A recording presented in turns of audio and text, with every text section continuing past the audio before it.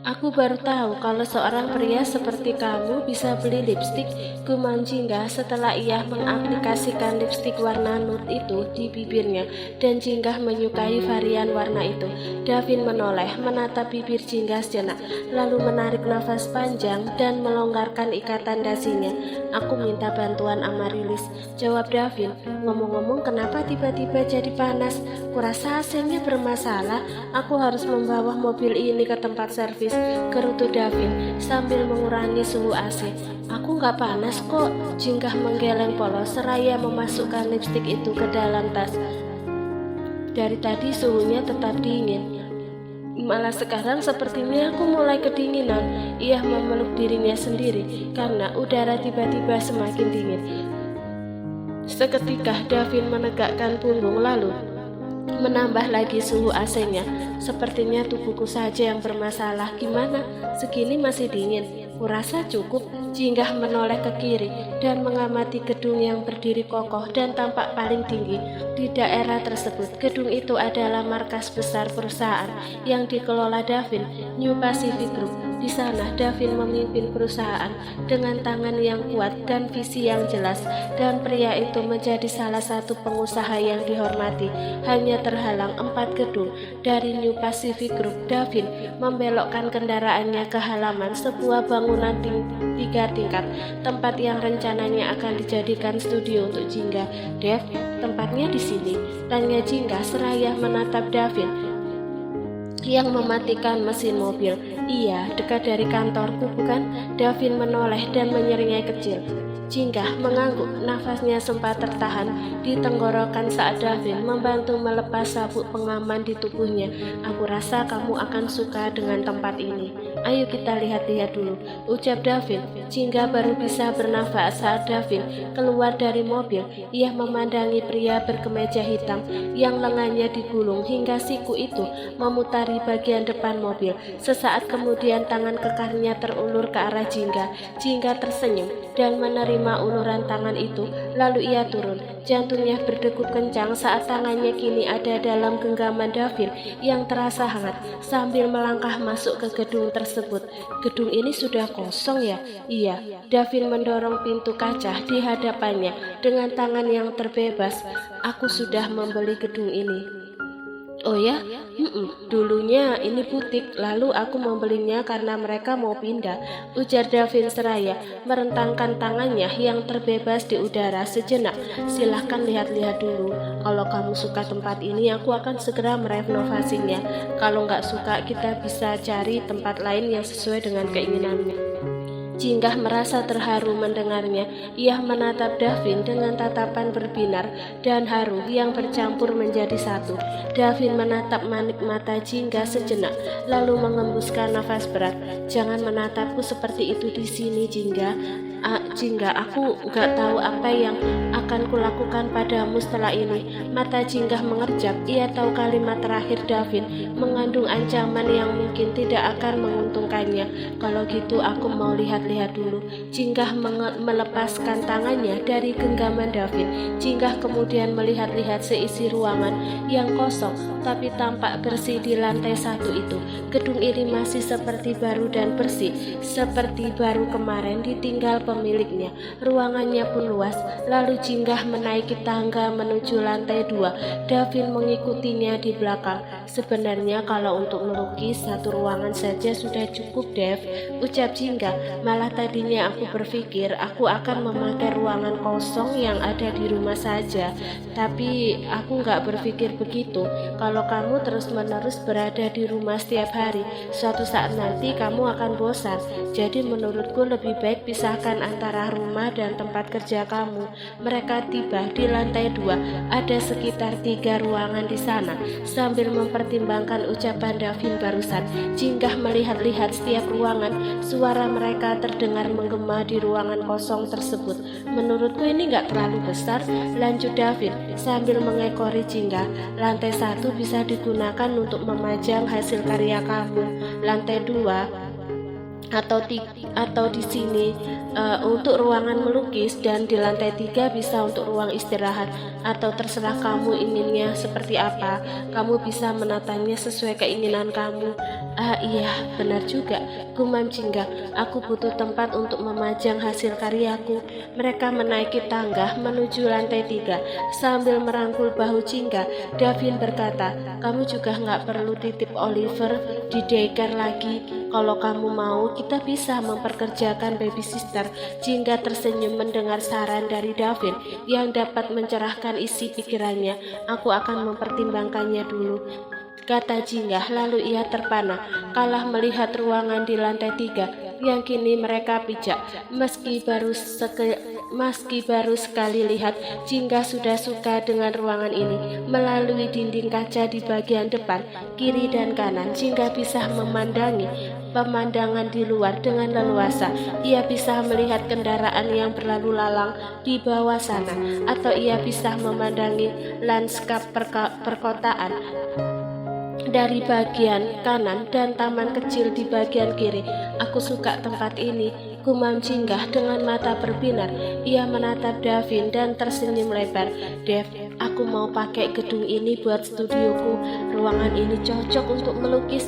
Satu sudut bibir Davin terangkat mengangguk. Aku tahu kamu pasti akan suka. Ia mendekati Jingga seraya menatap wajahnya lekat-lekat. Aku juga ingin interior di tempat ini serba putih. Tapi aku rasa kita nggak perlu merenovasi gedung ini, Dev. Aku suka bangunannya seperti ini. Bagaimana menurutmu?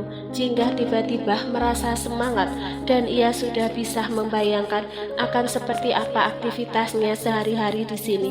Boleh, ucap Davin seraya memeluk pinggang Jingga dan mendorongnya perlahan ke belakang. Aku sudah bertanya ke ahlinya. Gedung ini masih kokoh.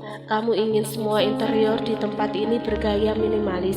Iya, Jingga mengangguk cepat. Bibirnya masih menyungkingkan senyuman lebar. Kedua lesung pipinya tercetak di pipi. Ternyata membicarakan hal-hal seperti ini bersama Davin sangat menyenangkan. Paling cuma mengganti warna cat dan membeli beberapa furnitur. Baik, aku akan mengabulkan apapun keinginanmu. Suara Davin mendadak berubah serak. Jingga terkesiap saat punggungnya tiba-tiba membentur dinding kaca dengan pelan. Denyutan jantungnya tiba-tiba berdebar cepat begitu ia merasakan tatapan Davin menusuk ke dalam sanubarinya, tajam tapi hangat dalam waktu bersamaan. Dev, terima kasih banyak. Kamu sudah melakukan banyak hal untukku. Jingga mendadak gugup karena tatapan Davin. Aku senang sekali. Davin tersenyum. Kedua telapak tangannya menangkup pipi Jingga, membuat Jingga tiba-tiba diserang rasa gugup dan panik. Aku sudah berjanji padamu, Jingga, bahwa aku akan membuat kehidupanmu menjadi lebih baik di masa depan, bisik Davin. Ia mendekatkan wajahnya ke wajah Jingga perlahan. Aku gak akan membuatmu menderita lagi seperti dulu. Aku berjanji. Jingga membeku seketika. Ucapan dan sikap Davin saat ini membuat jantungnya berdebar-debar. Ia terhenyak ketika Davin tiba-tiba mempertemukan. Sesaat mata Jingga terbelalak. Dev, orang lain akan melihat kita. Jingga berusaha mengingatkan. Kamu gak lihat kita lagi ada di mana sekarang? Davin melirik dinding kaca sejenak, lalu menyeringai kecil. Aku harus berterima kasih ke mantan pemilik gedung ini, karena dia membuat dinding kaca ini gak terlihat dari luar. Apa? Jadi, bisik Davin di dekat telinga Jingga dengan suara berat. Sekarang aku menginginkanmu di sini. Jingga meremas pakaiannya dengan gugup. Mengetahui fakta bahwa saat ini mereka tak terlihat dari luar, ia merasa lega, tapi juga merasa panik dalam waktu bersamaan, sebab Jingga tahu apa yang akan Davin lakukan padanya setelah ini. Davin mengumpat lirih saat bunyi deringan ponsel dari saku celananya terdengar nyaring di ruangan yang sunyi itu. Dev, ada telepon. Kurasa itu telepon penting. Jingga menyentuh dada Davin dan mendorongnya perlahan. Davin mengembuskan nafas kasar. Terpaksa ia menarik wajahnya Nafas pria itu terasa memburu, dan dengan wajah memerengut kesal, ia mengeluarkan ponsel dari saku. Vincent memanggil. Sekali lagi Davin mengembuskan nafas kasar sebelum akhirnya mengangkat panggilan tersebut. "Aku akan memecatmu kalau nggak ada hal penting yang kamu bicarakan," desis Davin pada Vincent di seberang telepon. Wajahnya mengeras dan tatapannya siap membunuh apapun yang ia tatap, andai saja matanya adalah pedang. Pipi Jinggah memerah menahan malu karena barusan ia sempat. Lalu Jinggah menggunakan kesempatan itu untuk merapikan pakaiannya kembali. Jinggah benar-benar tak menyangka bahwa mereka nyaris di ruangan ini. Sungguh dan jujur saja ia merasa lega dan berterima kasih pada Vincent yang telah menginterupsi mereka berdua. Jinggah mendengar obrolan Davin dan Vincent semakin serius. Sepertinya ada masalah baru di kantor, pikirnya. Dikala Davin fokus pada percakapannya, Jinggah memutuskan untuk menaiki tangga sambil menangkup pipi. Jinggah butuh udara segar untuk menormalkan kembali perasaannya. Tangga itu membawa Jinggah ke rooftop. Ia tersenyum senang. Kehadiran rooftop ini membuat Jinggah semakin suka pada gedung ini. Kaki Jinggah melangkah mendekati pagar pembatas bagian depan. Di seberang sana ia melihat ada coffee shop yang tampak tidak begitu luas, tapi desainnya yang unik mampu menarik perhatian Jinggah. "Aku suka gedung ini, strategis dan dekat dengan kafe," gumam Jinggah pada dirinya sendiri. Dengan mata berbinar-binar, Jinggah menikmati angin sore selama beberapa saat. Ketika ia memutar badan dan hendak kembali turun, ia tiba-tiba menabrak sesuatu yang keras. Jinggah terhuyung ke belakang, sementara yang ditabraknya tetap berdiri kokoh, tidak terpengaruh sama sekali. "Kamu menggunakan kesempatan barusan untuk kabur dariku, Jinggah?" tanya Davin seraya menahan pinggang Jinggah yang nyaris terjatuh. Jinggah meringis dengan pipi memerah. Yang ia tabrak adalah tubuh suaminya. "Karena aku pikir kalian sedang membahas hal penting, jadi aku pergi ke sini dan ternyata tempat ini indah sekali. Aku ingin membuat taman kecil di sini nanti. Boleh?" "Tentu saja, aku akan mengabulkan apapun keinginanmu." Davin memejamkan mata sejenak, lalu berdesis pelan, "Sekarang apa yang akan kamu lakukan untuk bertanggung jawab padaku?" "Memangnya aku melakukan apa padamu?" Jinggah mengerja polos. "Sudahlah, ayo kita pulang. Kita akan melanjutkannya di rumah." "Tapi aku nggak mau langsung pulang." Jinggah menggigit bibir bawahnya dengan canggung. "Aku mau ke kafe itu dulu, jadi aku harus menunggu lebih lama lagi untuk melanjutkan apa yang barusan tertunda," gerutu Davin sambil terkulai lesu. "Gimana kalau ke kafenya nanti saja?" Itu Jinggah menyatukan kedua ujung jari telunjuknya di depan dada. "Tadi kamu bilang kamu akan mengabulkan apapun keinginanku, dan sekarang aku ingin ke sana." Ia menunjuk kafe di seberang sana. "Astaga!" Davin mengusap wajahnya dengan kasar. "Baiklah, kita ke sana." "Terima kasih." Jinggah tampak senang, binar di matanya tidak pudar. Senyumannya kembali mengembang lebar yang membuat Davin seketika membeku dan melongo seperti lelaki culun. "Dev, ada apa? Kenapa masih berdiri di situ? Ayo!" ucap Jinggah saat Davin masih berdiri kaku sementara Jinggah sudah mau menuruni tangga. "Oh," Davin mengerjap lalu buru-buru menyusul Jinggah. "Memangnya apa yang membuatmu tertarik sama kafe itu?" Aku sendiri nggak tahu, tapi aku merasa kafe itu unik." Davin menggenggam tangan Jinggah erat saat mereka menyeberangi jalan. Dari luar kafe itu terlihat tidak begitu luas. Pintunya berwarna merah dan di atas pintu itu bertuliskan Book Cafe. Dari namanya pun Jinggah sudah bisa menebak bahwa itu bukan hanya kafe biasa.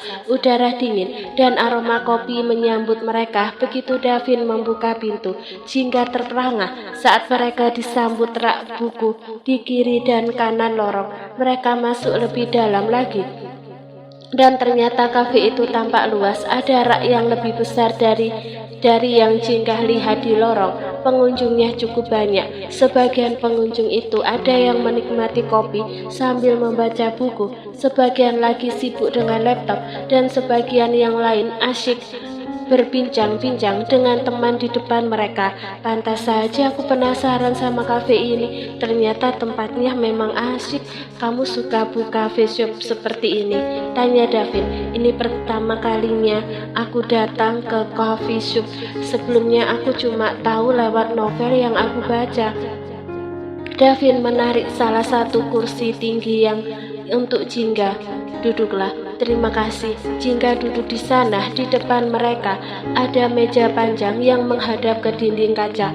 Pandangan mereka langsung tertuju pada hiruk-pikuk jalanan di luar. Sepertinya ini akan jadi tempat favoritku mulai sekarang. Aku bisa menghabiskan waktu di sini saat aku jenuh. Nanti kalau aku sudah pindah ke situ. Davin tersenyum seraya mengacap puncak kepala Jingga lalu memanggil waitress. Setelah memesan minuman, Jingga bertanya pada waitress itu mengenai buku yang ada di sini, dan Jingga senang sekali saat waitress itu berkata bahwa pengunjung boleh secara bebas membaca buku selama di kafe atau meminjamnya ke rumah. Dengan hati senang, Jingga lantas memilih-milih buku dan menjatuhkan pilihannya pada jenis buku pengembangan diri. Ia duduk kembali di samping Davin. Saat akan membaca buku itu, Jingga tiba-tiba ingat sesuatu. Dev, saat ada di depan kamu, aku boleh baca buku. Davin mengerjap. Tak menyangka bahwa Jingga akan meminta izin dulu padanya. Davin tersenyum kecil dan mengangguk. Kalau itu kamu, aku akan bersabar saat aku diabaikan. Dev, Jingga menggigit bibir bawah tak enak hati. Aku gak bermaksud mengabaikan kamu. Davin terkekeh-kekeh. Aku tahu, katanya seraya mengelus pipi Jingga yang membuat wanita itu seketika merona. Baca saja dan nikmati waktumu di sini. Aku akan menunggu. Jingga tersenyum. Sebelum kemudian ia asyik dengan dirinya sendiri sambil menyeruput kopinya yang sudah diantar waitress. Davin memandangi Jingga seraya menopang pipinya dengan tangan kiri. Sikunya bertumpu di meja. Davin enggan berkedip. Matanya meneliti setiap inci wajah Jingga dari samping dekat dengan lekat. Ia melihat bibir Jingga yang terkatup rapat dan sesekali bibir itu menyeruput hot cappuccino. Dan pada akhirnya Davin merasa ruangan luas itu tiba-tiba panas.